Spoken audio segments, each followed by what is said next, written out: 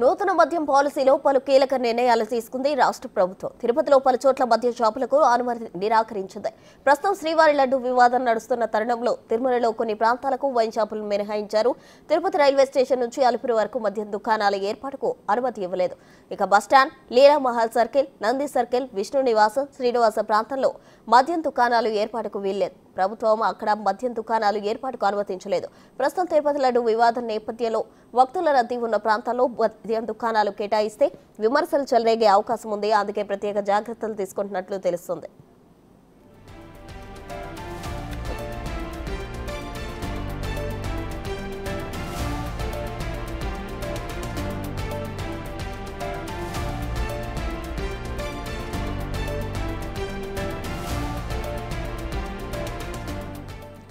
నూతన మద్యం పాలసీలో పలు కీలక నిర్ణయాలు తీసుకుంది రాష్ట్ర ప్రభుత్వం. తిరుపతిలో పలు చోట్ల మద్యం షాపులకు అనుమతి నిరాకరించింది. ప్రస్తుతం శ్రీవారి లడ్డు వివాదం నడుస్తున్న తరుణంలో తిరుమలలో కొన్ని ప్రాంతాలకు వైన్ షాపులు మినహాయించారు. తిరుపతి రైల్వే స్టేషన్ నుంచి అలిపిరి వరకు మద్యం దుకాణాల ఏర్పాటుకు అనుమతి ఇవ్వలేదు.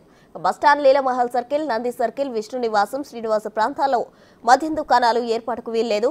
ప్రభుత్వం అక్కడ మద్యం దుకాణాల ఏర్పాటుకు అనుమతించలేదు. ప్రస్తుతం తిరుపతి లడ్డు వివాదం నేపథ్యంలో భక్తుల రద్దీ ఉన్న ప్రాంతాల్లో మద్యం దుకాణాలు కేటాయిస్తే విమర్శలు చెలరేగే అవకాశం ఉంది. అందుకే ప్రత్యేక జాగ్రత్తలు తీసుకున్నట్లు తెలుస్తోంది.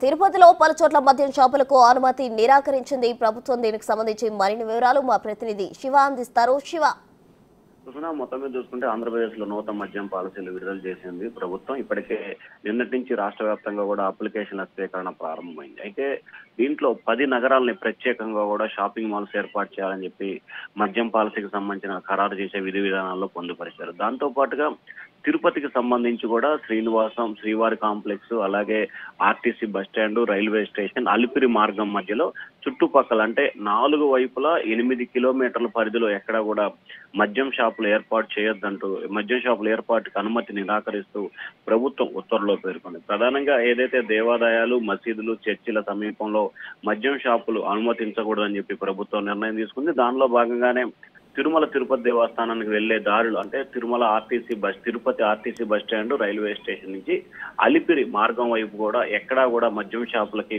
అనుమతి నిరాకరిస్తూ ప్రభుత్వం అయితే ఉత్తర్వులు జారీ చేస్తుంది. దానికి అనుగుణంగా ప్రత్యామ్నాయ ఏర్పాట్లు చేసుకోవాలని చెప్పి కూడా అధికారులు అయితే సూచనలు చేశారు. మరొక వైపు రాష్ట్ర వ్యాప్తంగా దాదాపుగా 3400 మద్యం షాపులకి ప్రభుత్వం నిన్నటి నుంచి కూడా అప్లికేషన్ స్వీకరణ ప్రారంభించింది. ఈ నెల 11, 12, 10, 11, 12 తేదీల్లో కూడా లాటరీ ద్వారా షాపుల ఎంపిక ప్రక్రియ ప్రారంభం కాబోతోంది. 13వ తేదీ నుంచి రాష్ట్ర వ్యాప్తంగా కూడా కొత్త మద్యం పాలసీలు ప్రారంభం కాబోతున్నాయి. ప్రస్తుతం రైట్ శివ, థాంక్యూ.